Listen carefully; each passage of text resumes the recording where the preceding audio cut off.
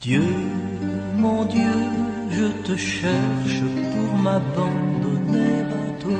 Bien-aimés du Seigneur, dans l'évangile selon saint Marc que nous méditons aujourd'hui, il y a 3 choses qui étonnent les scribes lorsqu'ils observent Jésus guérir le paralytique. Ces 3 attitudes ne font que démontrer que Jésus agit au nom de Dieu. Premier étonnement, Jésus a dépassé l'attente immédiate exprimée par le malade et ses proches. Il libère d'abord spirituellement l'homme paralysé alors que ce dernier attendait une guérison physique. Jésus procède ainsi parce que la libération que Dieu donne s'adresse autant à l'âme qu'au corps. Pour Jésus, la guérison physique ne peut être que le signe d'une guérison plus radicale, la guérison spirituelle dont Dieu seul a le pouvoir. La puissance corporelle et la force physique sont le signe d'une révélation bien supérieure, celle de la puissance divine de miséricorde. Deuxième étonnement, les scribes attendaient une parole de guérison de la part de Jésus et ils entendent une parole de pardon. Or, le Seigneur affirme au livre du prophète Isaïe, « C'est moi, oui, c'est moi qui efface tes péchés à cause de moi-même. » La tradition juive enseigne donc qu'un prophète peut guérir et faire des miracles, mais Dieu seul a le pouvoir de changer le cœur de l'homme. Dieu seul peut lui pardonner ses péchés. Effectivement, c'est parce que Jésus est Dieu qu'il ne guérit pas seulement le corps du paralysé, mais qu'il lui restitue aussi la capacité d'aimer Dieu et la joie d'aimer le prochain. Le plus divin, ce n'est peut-être pas le pouvoir sur le corps, mais le pardon. Et le plus facile, ce n'est pas la parole de pardon, mais la parole de puissance. Troisième étonnement. Les scribes sont bouleversés par la manière dont Jésus accorde le pardon divin. Le judaïsme connaît des rites de pardon dans le cadre de la liturgie du temple.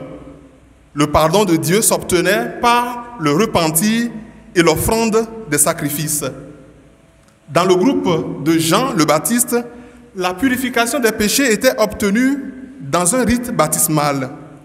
Jésus, quant à lui, n'adopte ni le système du temple, ni le rite d'eau du baptiste.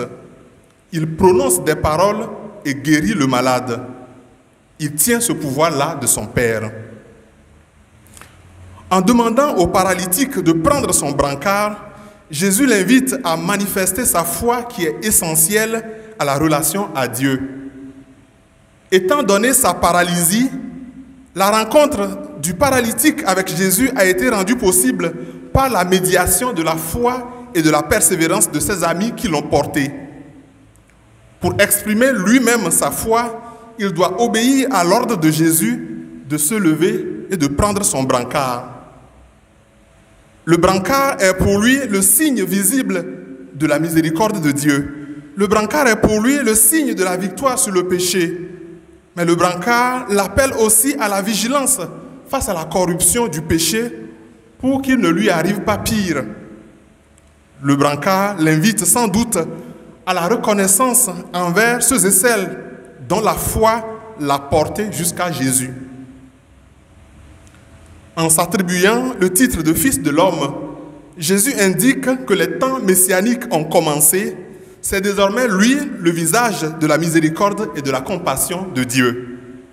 Pour reprendre les mots de l'auteur de l'Épître aux Hébreux, avec Jésus, tous ceux qui ont la foi peuvent désormais entrer dans le repos de Dieu. Le paralytique restauré, corps et âme, délié de ses péchés et de ses conséquences, entre dans le repos de Dieu. Il entre dans le repos qui consiste à participer au bonheur de Dieu lui-même.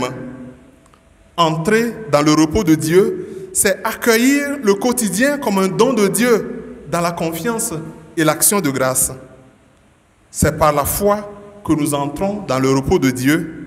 C'est pas une remise de nous-mêmes à Dieu, en suivant Jésus le Christ. Que lui-même nous y aide.